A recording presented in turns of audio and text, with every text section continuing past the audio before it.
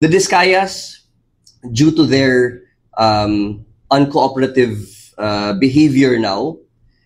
there's absolutely no chance that they can even become state witnesses anymore. Dahil because of their statement that they are uncooperative, then they are deemed to be hostile witnesses and can only be charged as respondents and in the future accused, no, in the case of malversation of public funds,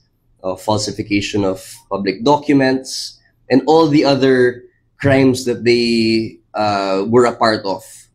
Dahil alam naman ho natin na higit 4,000 po ang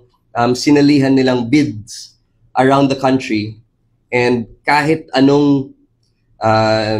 scheme or scam na nakita natin sa DPWH,